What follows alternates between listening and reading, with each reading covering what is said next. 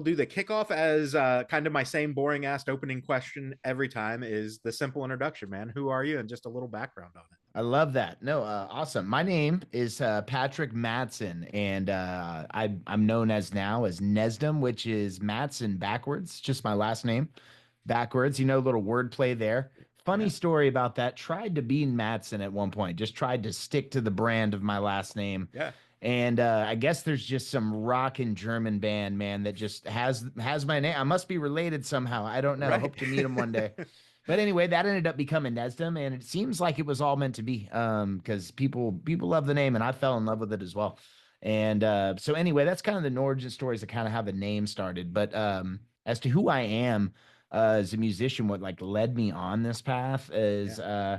kind of just a man that grew up loving sports, loving just every a normal kid life. And then one Right. day went with a friend that was on the football team.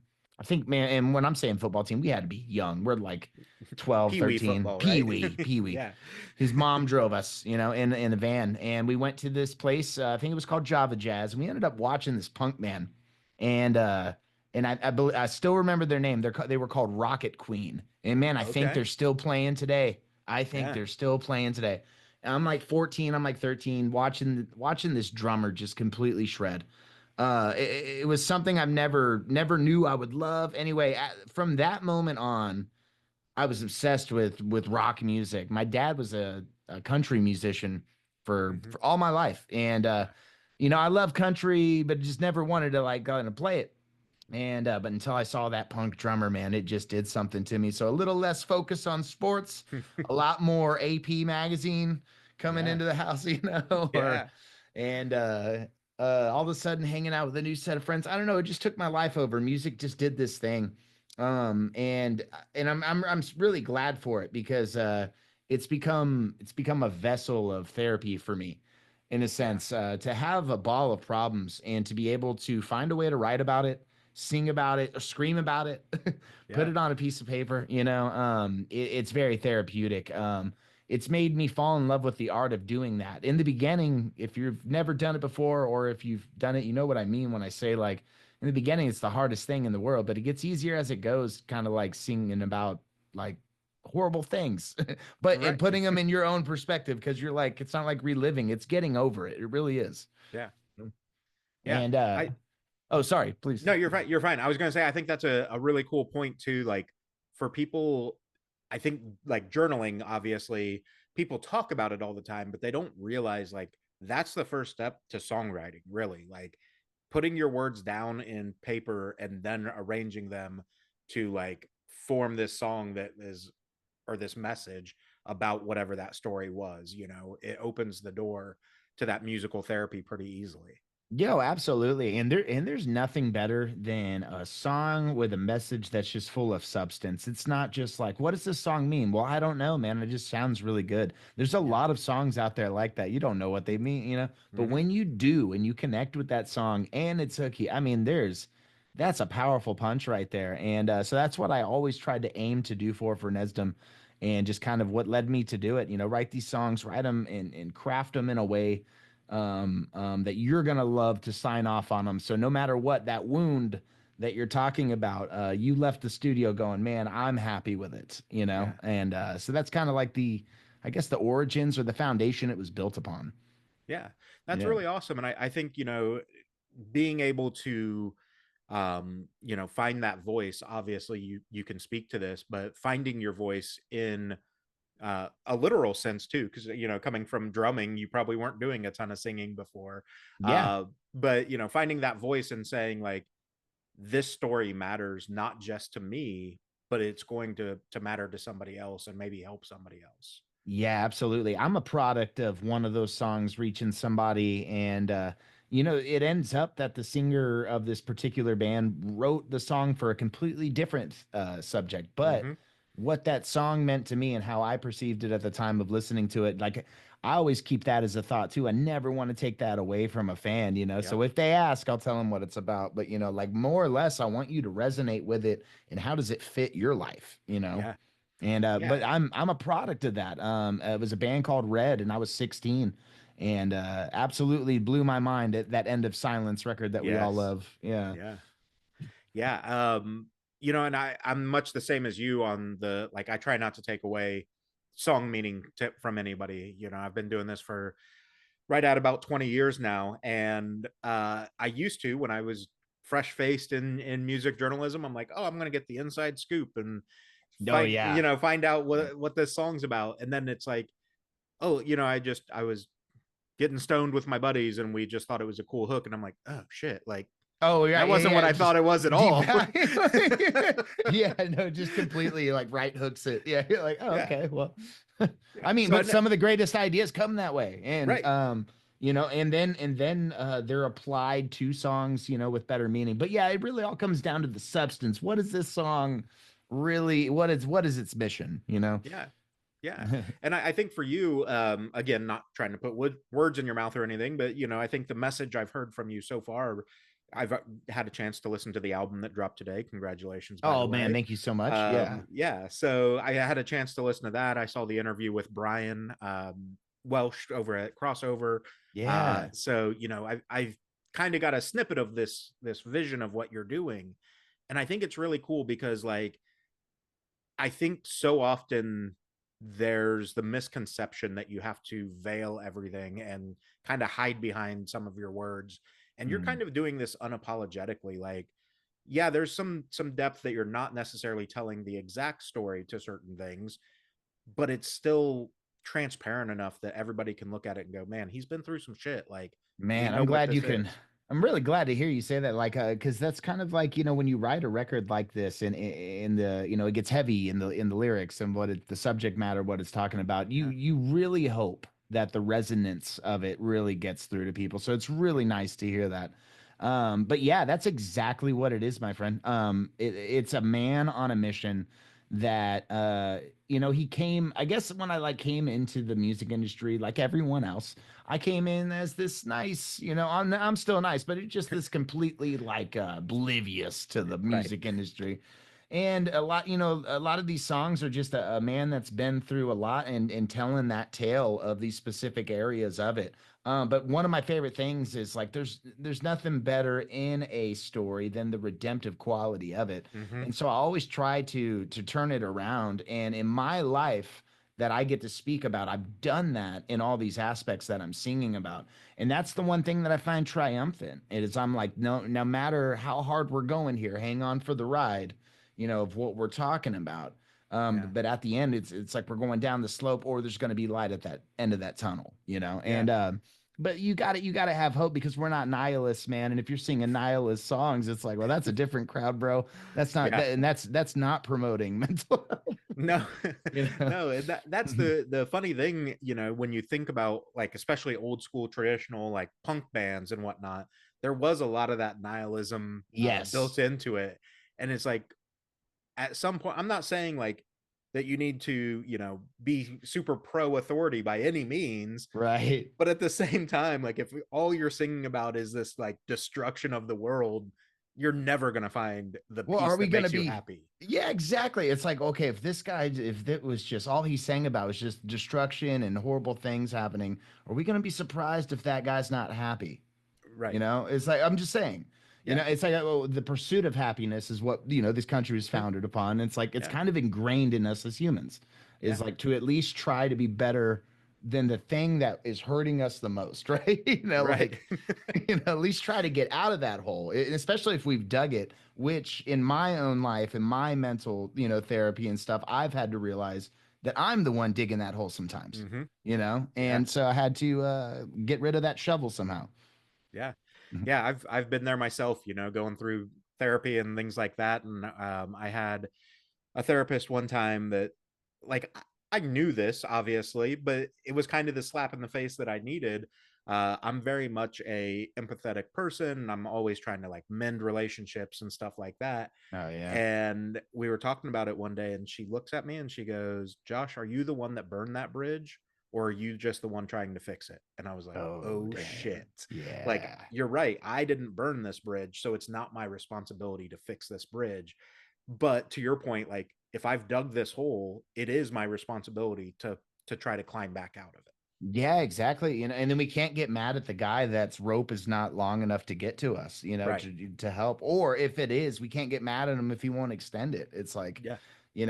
at the end of the day, when it's like the, teach a man to fish type of thing, Yeah. and that's kind of just with mental health as well, is what I've gained from myself is when I've done it, when I didn't have somebody do it for me, it Hmm. promoted a production, but a satisfaction in me that I didn't know I needed at that time, Yeah. and it was like those are like important key factors that I try to touch upon with the record. Crawl is probably one when it comes to the subject we're talking about here. Crawl's going to be the number one on the record go-to song for that. It speaks about my literal crawl from just self-deprecation to belief and Right. belief in self at some point, and then my faith, and it really speaks to all of that. But to get there from where it started, man, what a journey. And the instruments, and I feel the subject matter, everything just really, really got what I was really trying to get out. Yeah. So, Yeah. yeah. And I think that's a great song for us to kind of segue into the true mental health journey part of what NESDAM is for you. Again, I've listened to the interview you did with Brian, but let's talk a little bit about the story. What the culmination point was for when NESDAM kind of became the project. Oh, yeah. So, it was something, NESDAM was something that was talked about for a long time. Being a drummer, I was a drummer in a band called Random Hero for years, and before that, in a band called FSTK. And these bands ended up going on to write, together with myself, we ended up writing some great songs that really kind of got like noticed from upper echelon, Mm-hmm. and then we did some we kind of like just phased out. But anyway, throughout those processes I was introduced to two great singers in those bands, phenomenal songwriters in those bands from all different walks of life.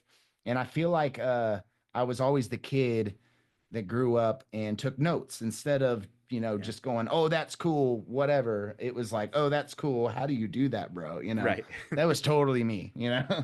And so I kind of picked up just everything from I really believe from those projects, and had some good mentors. That one of the singers in that band FSDK, he ended up going on to pass, Mm-hmm. and that really exposed to me that I had some inner turmoil within myself that I didn't know how to get out. I did not know how to deal with, being in a band with somebody that you share a lot of time with, you do awesome things with, you have beef with. That's something, just being in a band, it Yeah. goes up and down. Yeah. And then all of a sudden they're not here no more to do any of those things with. That'll be something that hit, it'll unlock something in you, or it'll expose something you didn't know was there. Right. And that's exactly what it did for me. And so writing became like, oh, that was something we did together with that person that I can no longer talk to. I would love to write a song again because it'll make me kind of remember them. Mm-hmm. Let's go even farther, one block away. Let's Yep. write a song about that person. And that's when it gets heavy, heavy, like, Yeah. and not really in instruments, just in, lyrical content. Um, that happens to be my band's favorite song, as far as my players and my Yeah. band. And it's just because they knew the guy and they were like, dude, how did you wrote a song so deep about it? And it was just like, I guess that's what NESDM is, man. When anything has happened to us that's worth speaking about, man, do we speak about it? Yeah.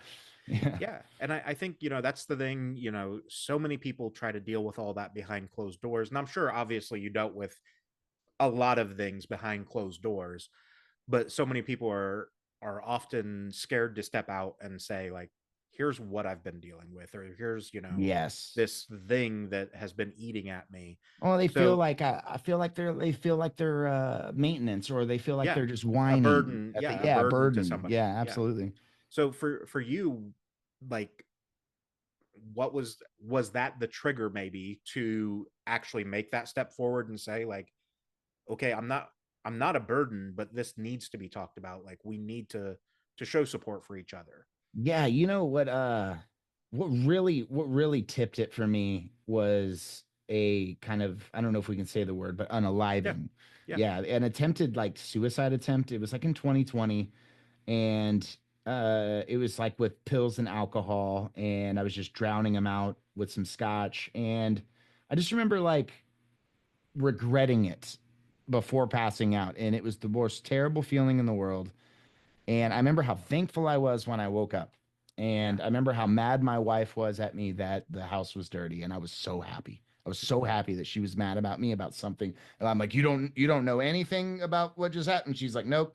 And I'm like, sick. I am so sorry about this. Like Right.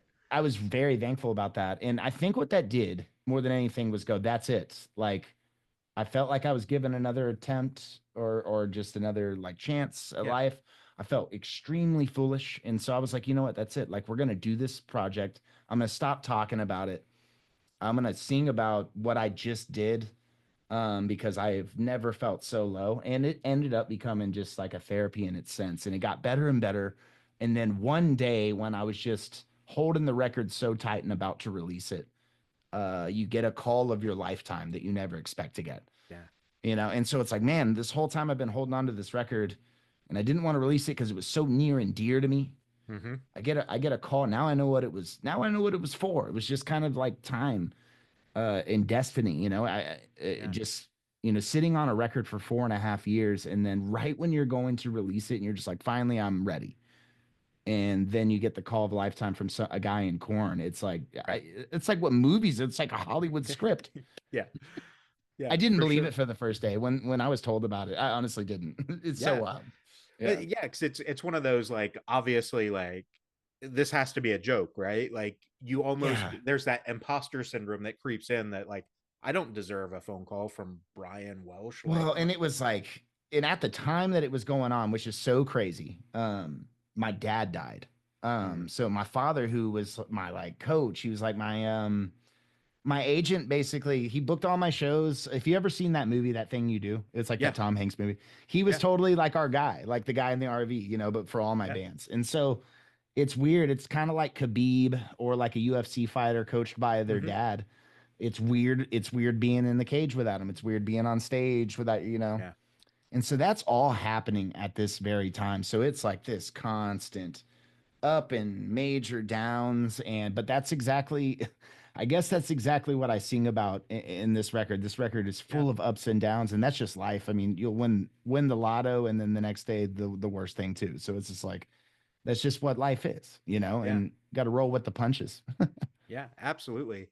And I want to go back a little bit to the attempt, right? So that's one of the things I talk a lot about on here is depression and suicide attempts. I'm an attempt survivor myself. Oh wow. So I obviously we don't have to get into all the details of it, but going through that moment and like you said, when you finally are about to pass out, you feel that regret wash over you. I think the misconception a lot of times is people assume that like suicide is this selfish thing, right? Like correct me if I'm wrong, but for you, was it in that attempt, was it a if I'm not here, the problem isn't here anymore, so they don't have to deal with it type of situation?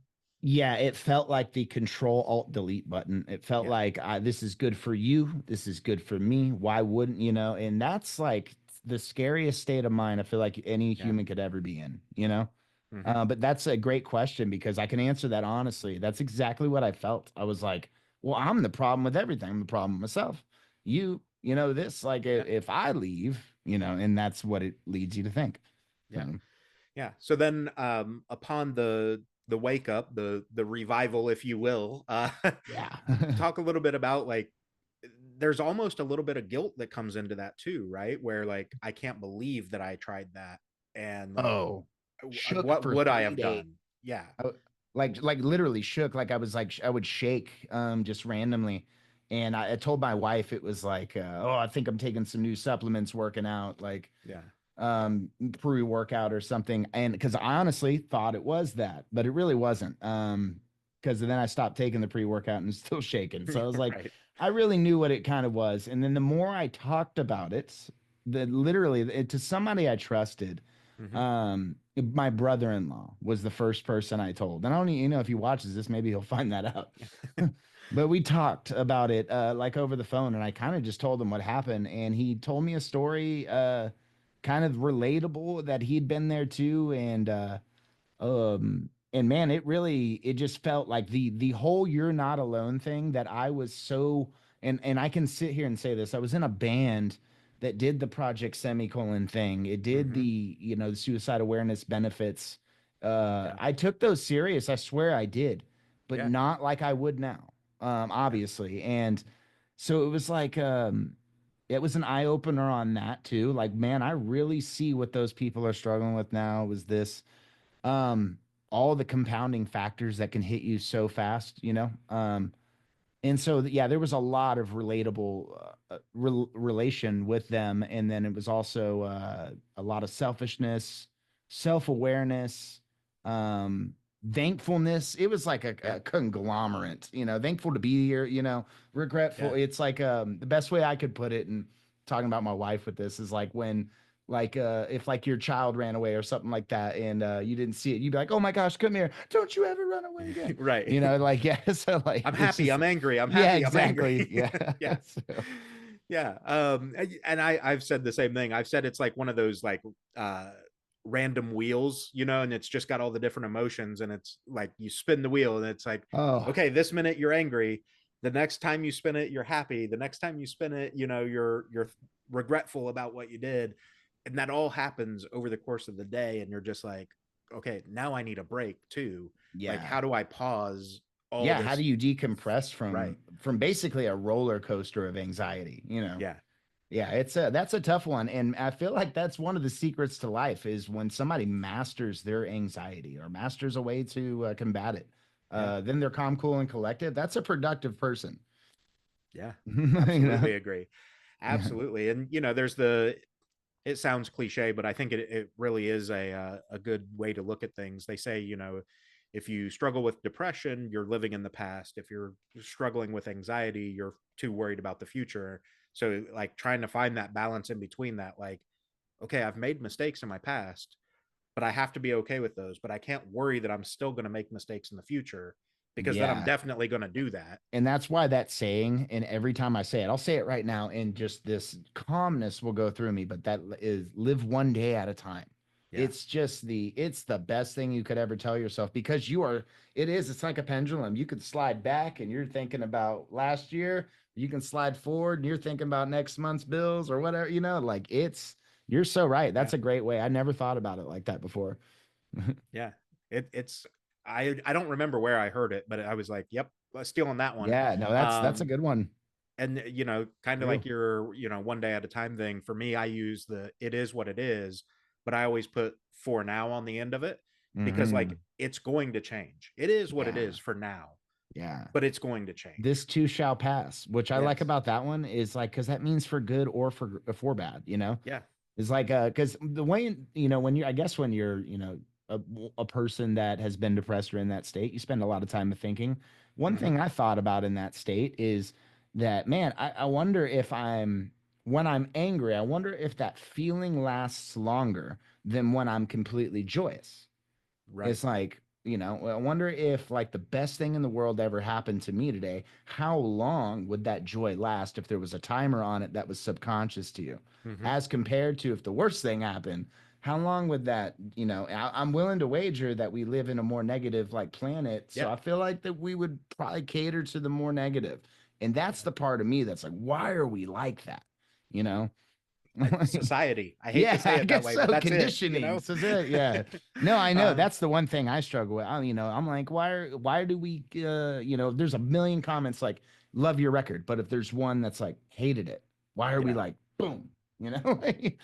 Well, that I think part of that is I used to work retail, and there was a business psychologist that did this little seminar for one of our locations, and he said like, and I think it applies to all things in life, but specifically he was talking about obviously retail interactions. But like, you could go to the store, have the best interaction you've ever had, you're likely to only tell one or two people about that. Mm. But you go to the store and have a shitty interaction, you're going to tell Yeah. everybody how Oh, terrible that thing was. so and so did this. Yeah.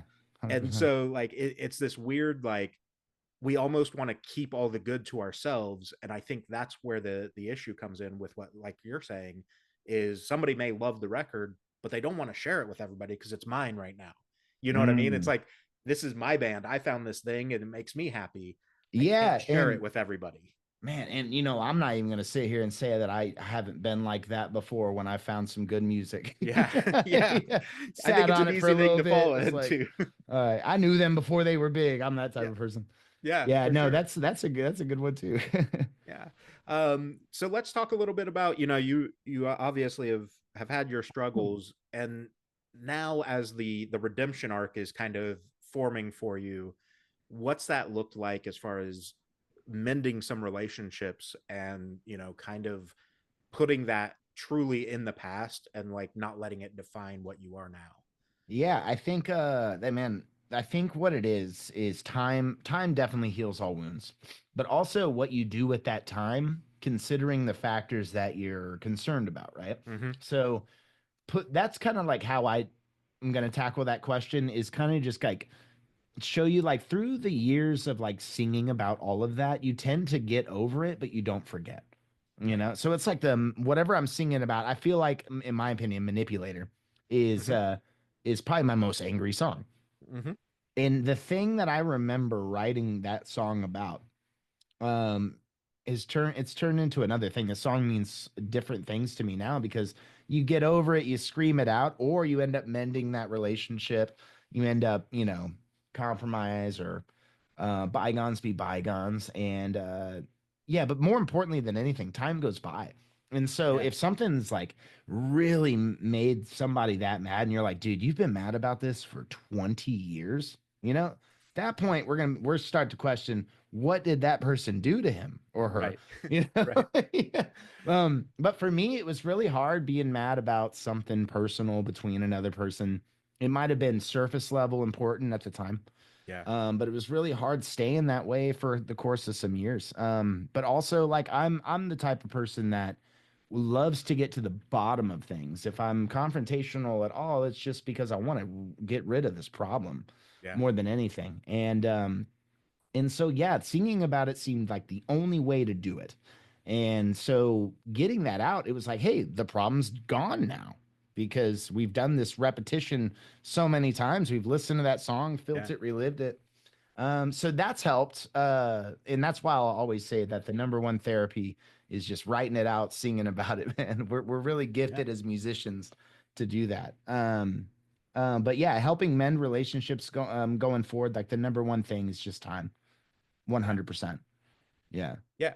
And I think one of the things you said too, because I'm very much one of those people too, like if I'm confrontational or if I'm, some people call it argumentative, whatever, like it's because I want to see like, where are you coming from? Like, why do you hold the view that you hold versus what I hold? Yeah. It's another, I hate that it came from a leadership book, but there was a leadership book that I read one time, and there was a chapter called When We Don't See Eye to Eye, Seek to Understand.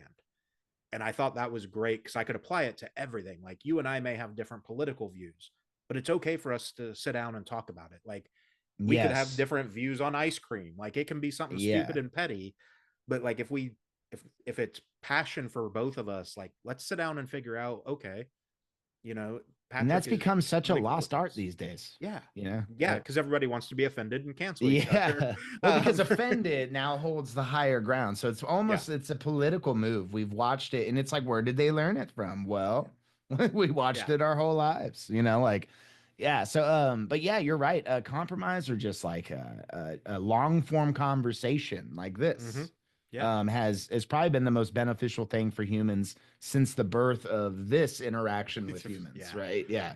Yeah. So, yeah, Yeah. we went, Technology is great, but man, it yeah. really kind of fucked us on some stuff. Well, social media divided us a lot more as far as the Yep. human interaction, and Mm-hmm. then the podcast they realm us right back in, and so it's kind of like life will find a way. It's Yeah. kind of like those Jurassic Park movies. Yeah. I thought that was your reference there. That's Yeah, a, life will find a way. When it did, it was like, hey, well, I'm not going to separate them. Just podcast, bring them right back in. Now this has become the best way, you know, yeah. to actually get to know somebody's thoughts. So Yeah. And I've loved doing, especially this podcast. I have another one that's more like, who is the artist, and talking about the project. But like with this one, I really love the fact that we can have these long form and deeper conversations and kind of peel back the curtain just a little bit, because I think a lot of times, and social media is kind of hit or miss on the cause of this, but like when we were growing up, you mentioned AP magazine, like they're Yeah, rock dude. stars, right? Like we didn't know Yeah. them, they're just rock stars. But as we've gotten older and gotten to know people, it's like, no, he's just a cool dude that happens to fucking play music. Like he's a Right. human being with the same problems that I have.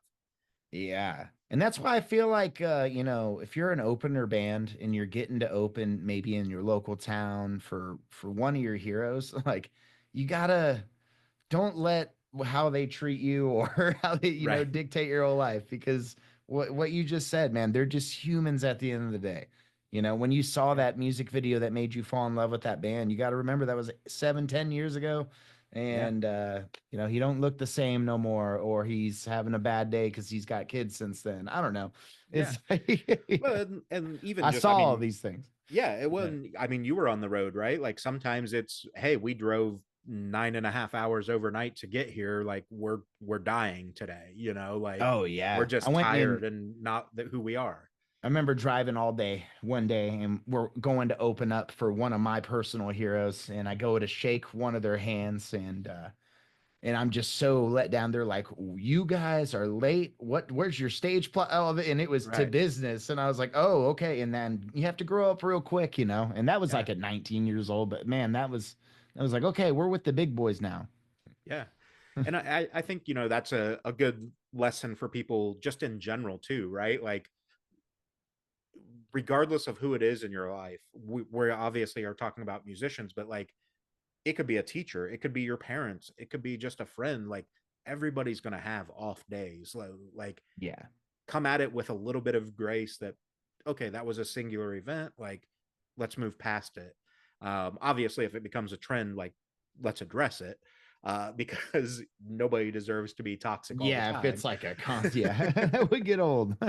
um, so yeah, let's dive back towards the album a little bit. You've mentioned several of the songs, and like I said, I think you've done this really really cool thing where this album feels like kind of a chapter out of your book, right? This is a chapter out of your story as Patrick, as NESDAM.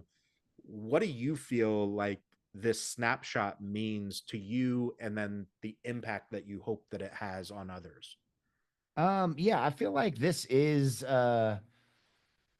honestly, since you put in a book reference, I feel like this is book one of two. I feel like I still have some more things to say in this route for the Mm-hmm. next album.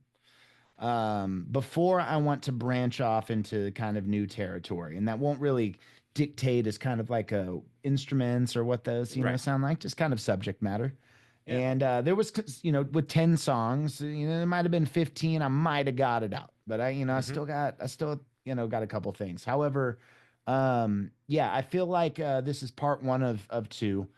Um, and then I feel like I want to do something completely different after that, and talk about something different after that. But Yeah. there's a part of me that feels like I'm not done yet, Yeah. with what I'm hinting on. Yeah. Yeah.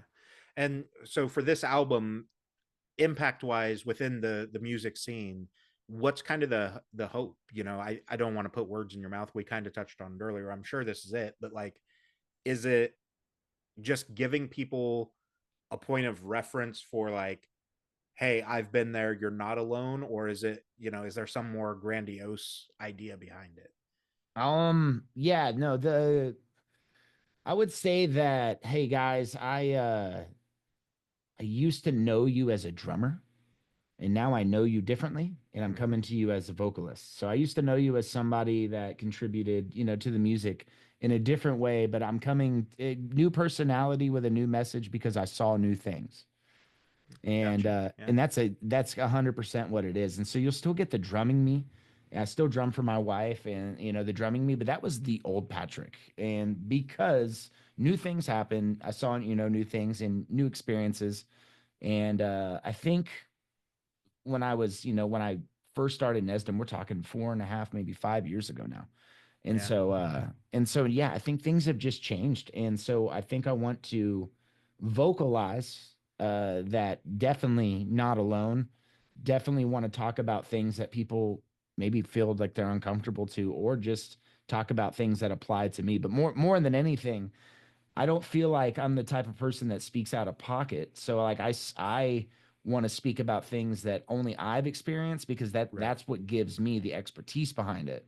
Hmm. Not trying to speak about somebody else's problems and write a song about it when I can't relate, Yeah. and it's like, yeah, that's so not NESDAM right there. I would Right. just sell that song to somebody else or something. Yeah. But yeah, that's kind of it. Is like I want to be NESDAM is authentic, and I never want to change the authenticity.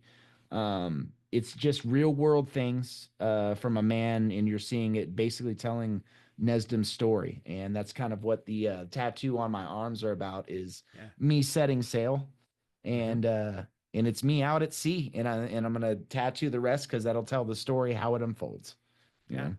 Yeah. I love that. And I think that's one of those, it's a kind of common imagery in a sense, but like the being cast out to sea, because like you're gonna have stormy days that rock the Yeah. boat, and then you're gonna have calm seas that everything's good and I can see for 100 miles. But then the night comes and oh shit, like where do we Yeah. go? Yeah. Where do we go? Yeah. And that's why, like, faith is everything. It's like, what did you put your faith in? Yeah. Do you really believe in what you're doing? Like how much, right? Because it takes Hmm. time, effort, money to do these things. So it's like, it's one thing that I like about the music industry that a lot of people don't is that it forces you to be real with yourself Yeah. when you see nobody talking about your music, when you feel forgotten or you feel not relevant anymore, that's a fire under you to do something about Yeah. it. Yeah. And it's like, we're in creativity is everything, because if you're not being creative, you're always going to go money. Yeah.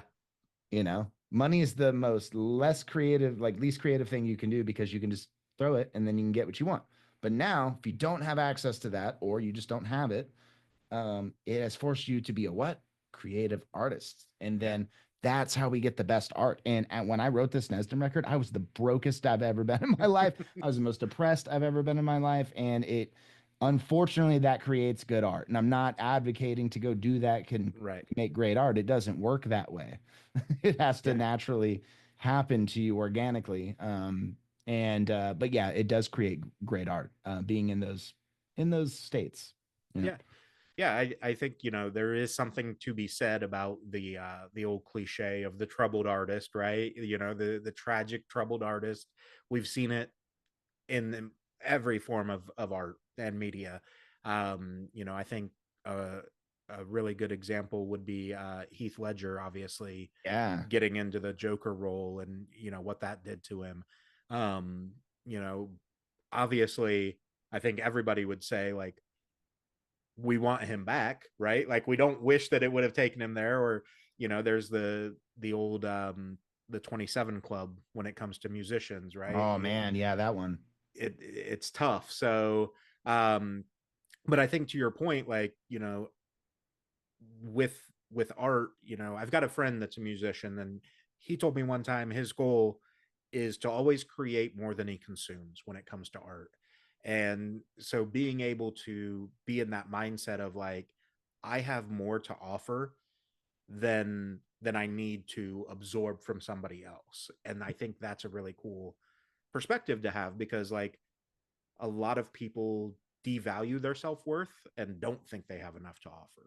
Yeah, I mean, self-deprecation, and you'll see it amongst your fellow peers in any industry. Go give them a compliment and see Yeah. how they react to that. Yeah. And it's just like, and we got to build them up, and then like not be boastful, I guess, but like that. But you can see self-deprecation runs rampant, and you can play around with that. But when you condition yourself every day with sarcasm and self-deprecation, the lie starts to come home a little Yep. bit. You can start to believe it over time. But yeah, I try to positive reinforcement, but I mean, self-deprecation on a humorous level, I'm totally cool. Right. Yeah. No, I absolutely agree. And I think, it's one of those things too, when depending on the situation, right? Like when you're around friends and stuff that can make sure that you're okay and whatnot, sure, maybe you lean into it a little heavier. But Yeah. like when you're doing it at work or, you know, around these people that don't know you, and it's like, okay, this is actually worrisome a little bit. Like, can we Yeah, time or out? you've made it your brand. And it's Right. like, dude, Yeah. you're known for being this way now, Yeah. like, yeah. Yeah. Yeah. It's an interesting thing. Like, if you get pushed off, for lack of a better term, of like, oh well, that's just how Patrick is, and it's like, that was actually a cry for help. Like, It's like, time are out. we enabling at that point? Just Yeah. that's just how he is. No, Yeah. like, yeah. Yeah. um Well, we can, and I feel like somebody that has felt it and stuff. It's kind of like you're undercover at that point. You're like, yeah. hey, I recognize this probably more than the average person that hasn't struggled with it. You're like, that is a cry for help right there. You're like, Yeah. that's what we're looking at. Yeah, Yeah. seen a couple of um those, and you have to kind of point it out to people, and it's like, but that's kind of like soaked up knowledge from having to go to that school of hard knocks right there. You right. know. Yeah, for sure. um Obviously, we can't go without talking. You've mentioned them a couple times, but we can't go without talking about Crossover Records. Oh So yeah. you get the call from Brian, everything, you know, kind of starts to snowball, right? The album gets picked up by them. what what is the mindset of you knowing now that, a, somebody from Korn is like, hey, this guy's fucking talented and I need him?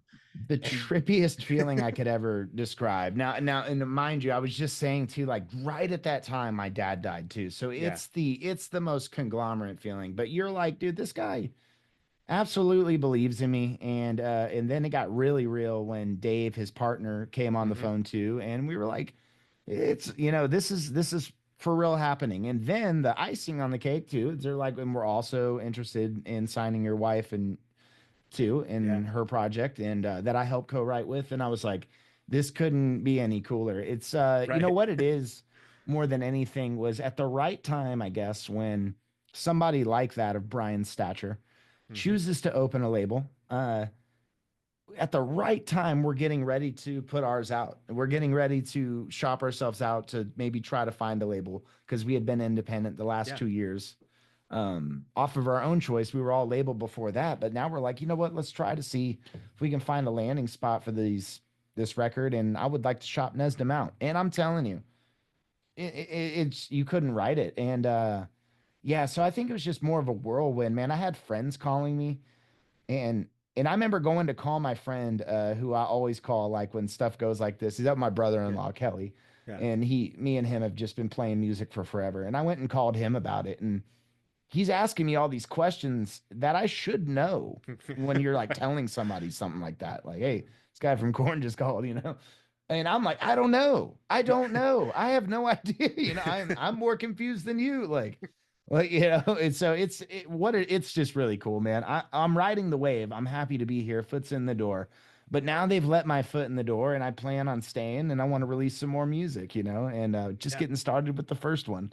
But Yeah. yeah, more than anything, man, it was just the I can't even describe it. You'd have to like live it. But Yeah. just a roller coaster of emotions. Yeah, every day, Yeah. in the coolest way, and personal too. Yeah. And I think, you know, like you said, with Brian kind of just starting that up as this all kind of began. It's interesting because, like, to be, not only to have someone like Brian call you, but for to have someone like Brian call you and go, hey, I just started this thing and you're kind of one of like the inaugural artists that I want to launch all this with, is just like a feather in the cap, like no other, right? Like, not Yeah, trying to be it's braggadocious, but at the same time, like, they believe in me enough to launch this kind of and I thing was with them. super thankful because right out the gate, one of my old buddies, Matt Baird from Spoken, Hmm. I think they were first out the gate on there. So I felt so much better when I'm like, hey, I know that guy. I've spent Yeah. years touring with him. And I was like, man, if Matt's the type of dude that if he's on that label, I already know that they're, integral. Like Right. Matt's just that type of guy. And so that made me feel really good seeing him on there. But yeah, there was a little bit of a pressure cooker when you start to consider all the factors, because it's one thing to like write a record about it and dream for something to happen with that Right. record, whether it be sales or something to happen. And then it does. And then you go, all right, man, oh, that's right. We have to still work and, Right. do the, yeah. And so that's, yeah. So you dream over, dream is here and we're doing it. And, but now the real work's begun. And I swear it's funny because, people just think we're musicians, but I've never done more conference calls and Hmm. meetings and business marketing strategies in my life, like, Yeah.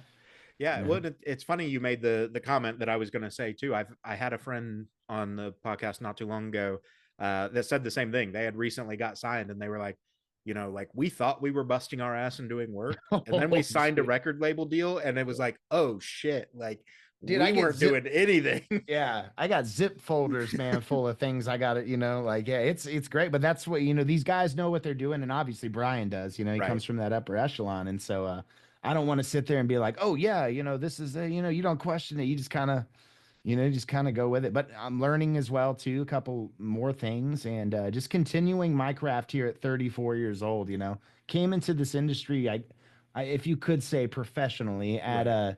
24, and so 10 years later, war wounds and all, we're still here and loving it, man. Like this is we call ourselves lifers after Yeah. 10 to 15 years. You're in it, yeah. Yeah, I think if you've made it in the industry in any fashion, more than a decade, 15 years, like And you're there. Like oh that's yeah, it. you passed 1 billion reasons to quit, and now you're good. Yeah, you're not going to now. Yeah. Yeah, absolutely. So kind of as we transition to the end here, we've obviously talked about some heavy stuff with the attempt and just kind of the passing of your father and the content of the record. What is something that if you could go back to the day of that attempt, what would you tell yourself in that moment, knowing what you know now? Oh man. Not capped on any characters or No, character no. limit. I think more than anything, I would look at that man, knowing myself. I would look at that man and I think with just saying it gets better, you're not the problem. Fix yourself, clean yourself up. Life is just beginning. That's exactly what I would say. Yeah, if I, if I was given 10 seconds, I feel like I could fit that all in. If I was given a full day, I'd probably just say that in split two because Yeah, that's like what I needed to hear at that time. And yeah. but yeah, I think that's what I would say to that person. Like it gets better. You are and you are not the problem at the same time. Hmm. Clean yourself up, stand up, and do better tomorrow. Yeah. And honestly, yeah, that's 100% it. And I know that if I did say that to myself, that I would do it. I would be like, okay, I get it. Like there's just something in that. Yeah. Yeah, no, I agree, and I don't want anyone to like get a savior complex and try that necessarily with their friends or family or anything, but like being cognizant of those around you and making those comments in daily life, right? Like when a friend calls you and says, "Man, I've fucked up everything today," and whatever, cool. You're not the problem though, man. Like Oh it yeah, was a bad day. Like yeah. let's get past that. And if there's anything I can say to that friend that's taking that phone call or calling that person to check on them, your ears more than anything Hmm. are gonna help that person. Not Yeah. what we say to them, not what we think might solve the problem. Literally us just being there to hear them just cry out for however long it's gonna be. Yeah. And guys, us guys, we cry out in different ways. We might Yeah. not do it in tears. We might do it in a vent session. We Hmm. might do it in a game of poker, going off on a rant about, you're like, hey, dude, you Yeah. okay? Like, Yeah. like, I quick story. I actually had that. I was watching a football game with a friend. This has been a few years back, and like he's always been passionate, but like he was over the top mad about calls and stuff. just And I'm like, different. Yeah. dude, are like what's really eating at you right now? And he's like, well, like come to find out the girlfriend, and there was Yep. other See? stuff that was just Yeah. compounding. And I'm like, forget all that, man. Let's just enjoy the game. Like let's have a good day. That if all that shit is bothering you, let's have a good day instead of multiplying it. Oh no, totally, man. And then sometimes those dudes are like, I'm trying, and it's just bubbling out, Yeah. and you're like, dang, dude, like, Yeah. Yeah, Well, yeah, it's no, I mean, you said football. That's why I like watching football too, because that's also a break. And then no matter what you're going through, watching dudes hit each other on the right. field, you're like, hey, I feel better for some reason. Yeah, yeah. I won't lie. I'm very well known among my friends. I'll send like those random like YouTube just highlight clips of like the hardest hits in the NFL, Oh, those or are the best, bro. like Those are the yeah, best. just Yeah. some dude getting Yeah. shotgun blast as he's trying to fair catch a kickoff. And like, I mean, all man, right, they train every week for this. So yeah, it's like, yeah. Some of those are brutal though, man. oh, absolutely. Yeah, the college ones get me the worst. I'm like, Oh oh, I gotta look away. Gotta look away yeah. from that one. Yeah. Yeah, I saw one the other day on TikTok, but it was like somebody was recording from the sideline, and it was a high school game, and the punt returner is off by the sideline getting ready to catch it, and you can hear the other player say, "I'm sorry," right before he just Oh plows through no. this dude, and he hits him so hard, and You I'm get a like, time to say yeah, I'm all right, sorry. well. Dang. Yeah, good times. So yeah, kind of the last thing for you, man. Again, I appreciate you telling the story and being open and Absolutely, man. honest and vulnerable with people, because I think, especially as guys, I don't mean to harp on the genders and all that too much, but as guys, like seeing other guys talk about it, I think really does open up that vulnerability for them. Couldn't So I agree do more, really man. appreciate that. So Yeah. the last thing, obviously, I'll link all the socials and stuff, but where can people find you? What do you want to tell people, and what's the best way to interact online? Yeah, so homepage or headquarters, just go to www.nesdammusic.com. And you can find us at facebook.com/Nesdam Music. It's basically Nesdam Music anywhere. Google it on all platforms, Nesdam Music. But yeah, find us there. Stay up to date. We're going to announce a debut show coming soon. And Awesome. this one's going to be really cool. I'm just waiting to finalize paperwork on this one, and we're going to be announcing that. So follow us there and stay up to date with all that stuff. And like we were saying earlier, just released our debut record today, so it's been received really well. So we're having a great day over here in NESDAM, the NESDAM Oh, HQ. yeah, awesome, man. Hmm. Like I said, I appreciate it. I really think this album has the chance, if it gets the legs to get to the right people, this has the chance to like really impact a lot of like resonate with a lot of people and let them find a song, because there's so much content within those 10 songs that I think everybody's going to find something on the record that they can go, I've been there, like that's my song here. So just super stoked for you, because I think it's a rare thing when, as big of a music fan as I am, there were no skips on your album when I was listening to it today. Oh, So bro, yeah, yes, so yes, I've got to give you props for yeah. that and credit, because I think that is just going to help obviously multiply the impact that it has. So Well, man, with this record, it's kind of a full surrender. Wherever it takes, I want to go to those doors and I want to experience it all. I want to hear the stories. I want to hear any resonance that people have with the stories I'm telling about my life and how they meet up to theirs. And that would make my dreams come true because that's literally what I wanted to do when I embarked on this. And I feel like we're getting closer every day, and we're going to be very close when we announce that debut show. And man, I want to appreciate podcasters like you guys and that bring us on, man, and just let us tell our stories. And man, you've been so cool. Thank you so much, bro. yeah, Yeah. yeah, absolutely.